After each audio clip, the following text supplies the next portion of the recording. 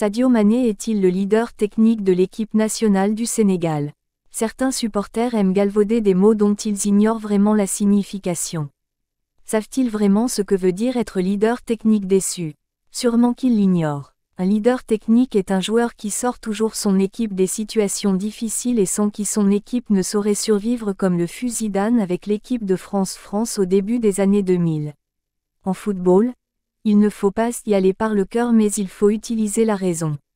Nous serons éternellement reconnaissants à Sadio Mané pour tout ce qu'il a fait, mais du point de vue footballistique, Sadio n'a jamais porté cette équipe comme l'a fait par exemple Adebayor avec le Togo en 2006. Le Sénégal regorge d'un océan de talent où aucun joueur n'est indispensable. En 2017, Sadio a été le seul joueur à rater son pénalty face au Cameroun en un quart.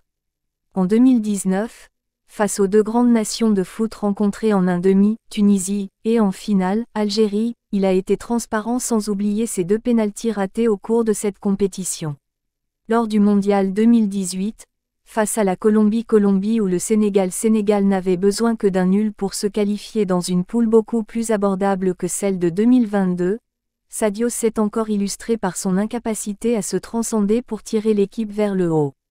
À la CAN 2022, comme en 2017 et 2019, à chaque fois que le Sénégal rencontre une grande nation de foot en compétition officielle, le numéro 10 des Lions tête de Lion s'est caché et a failli gâcher la fête avec, encore une fois, un pénalty raté dès la 7e minute face à l'Égypte. Ce but aurait permis de libérer des espaces et de pouvoir battre l'Égypte sur un score fleuve. Sadio, en marquant le dernier tir au but ballon de football aussi bien lors de la CAN que lors des éliminatoires du Mondial 2022, n'a pas fait mieux que Bamba Dieng ballon de football et Ismaïla Sarr ballon de football qui ont concrétisé les leurs.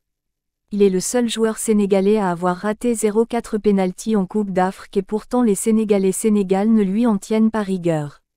À la Coupe du Monde, rien ne nous dit qu'avec la présence de Sadio Mané le Sénégal allait battre l'Équateur pour se qualifier en un 8e de finale.